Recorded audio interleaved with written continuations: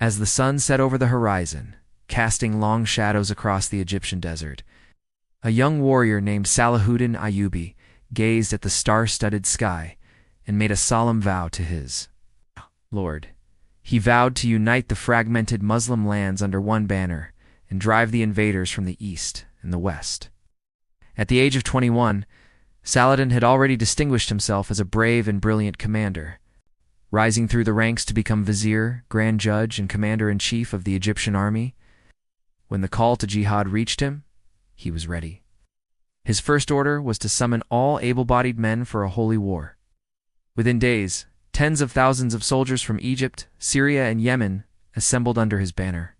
It was an army that was not just numerous, but also remarkably diverse, comprising 40 different ethnic groups united by their devotion to Islam. On August 4th, 1187, the Muslim forces confronted the Crusader army at the Battle of Hattin in northern Palestine.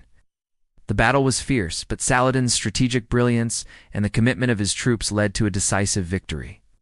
The Crusaders were routed, and King Guy of Jerusalem was captured. In a magnanimous gesture, Saladin offered the Crusaders terms, granting them safe passage out of the city with their heads and tails intact. But when the time came, the Crusaders broke their part of the bargain, massacring hundreds of Muslims who had surrendered under the promise of safety.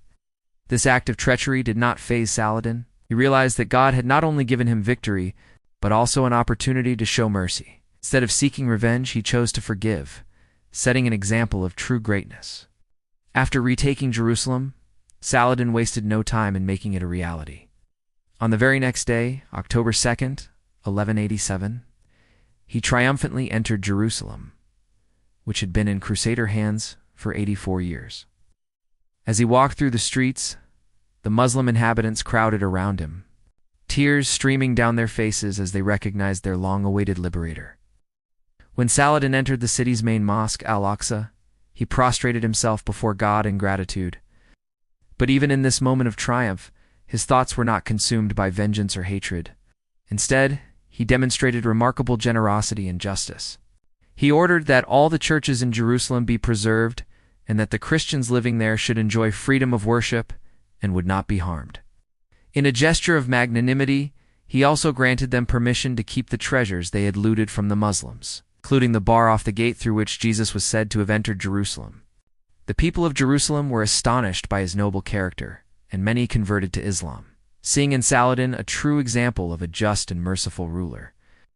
But Saladin's greatness was not limited to his treatment of the conquered. Even his enemies acknowledged his valor and determination. Once, when Saladin was besieging a castle, a cannonball struck his horse, knocking him off and severely injuring his leg. Despite the pain, he refused to leave his post, continuing to direct the siege operations until the castle fell. When the Crusaders heard about his bravery, they sent him a message offering him a hefty ransom for the return of the captured knights. In response, Saladin had his leg dressed in fine linen and sent it to them, along with a note saying, "Take this in exchange for the prisoners." The Crusaders, impressed by his indomitable spirit, immediately sent back a large ransom. Over time, Saladin's reputation as a great leader and a devout Muslim grew, inspiring awe and respect among his followers and his enemies alike. However, his life was not without its challenges. He faced opposition from his own people and external threats from the Crusaders. But through it all, he remained steadfast, upholding his values and protecting his people. When he died in 1193, at the age of 52, he left behind a legacy that continues to inspire Muslims around the world. He is remembered as a symbol of honor, courage, and leadership, a shining example of what it means to be a true warrior of Islam.